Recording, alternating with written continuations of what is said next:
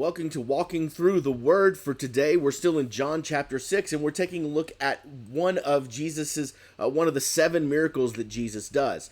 We just saw the 5,000, the feeding of the 5,000, and then evening comes, and we see another one of these incredible miracles. Now, I told you that we were going to talk about how Jesus was greater than Moses. Can you figure out the parallel event with this one and what Moses did? If you thought that it was the parting of the Red Sea, you would be absolutely correct. In Exodus chapter 14, we see that the people of Israel have fled Egypt, and then the Pharaoh, as God predicted, would change his mind. And Pharaoh changed his mind, and they began to pursue the people of Israel.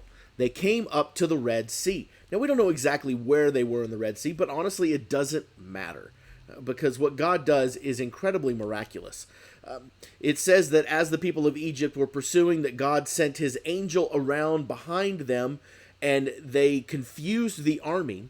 And while that was going on, in verse 21 of Exodus chapter 14, Moses stretched out his hand over the sea, and all that night the Lord drove back the sea with a strong east wind and turned it into dry land.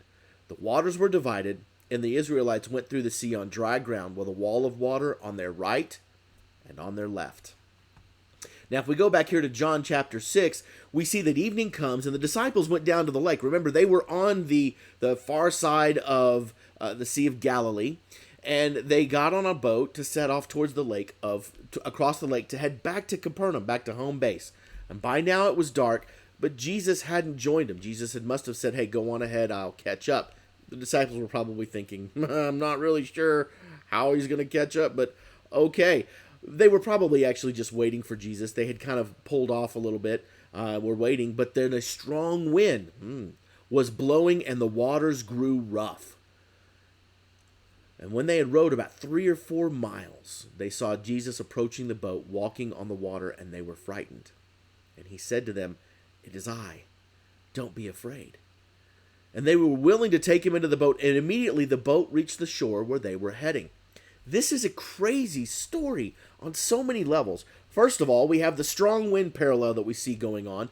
We see that the waters were growing rough. We see that the disciples were beset by this and were in fear, and suddenly they see Jesus walking on the water. Jesus didn't need to part the water. He just walked on it. This is why Jesus is greater than Moses. Moses had to rely on the power of God to do something miracle. Jesus was the miracle. Jesus just walked on water. Then they were willing to take him on the boat. They probably thought at first that Jesus was a ghost, which we know in other accounts they did. It's a ghost! And Jesus says, relax, it's me. And so they said, okay, we're going to take you. And he says a beautiful thing. He says, it is I. Don't be afraid.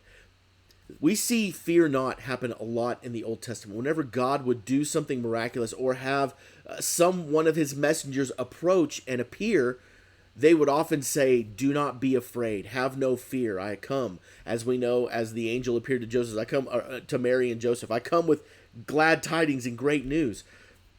Jesus is doing this. But we can't help but think, and other theologians have thought about, maybe a little bit of a parallel to the voice of the burning bush. It's I. Don't be afraid.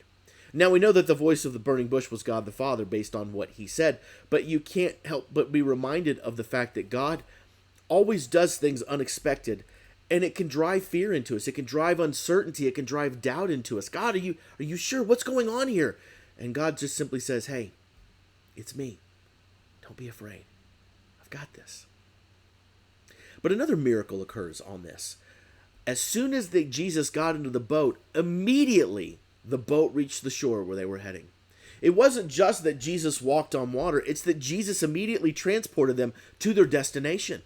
The disciples at this point were probably exhausted from rowing and fighting the storm. They were probably mentally exhausted because of the situation that just happened, spiritually blown away. They were probably fairly stunned by this.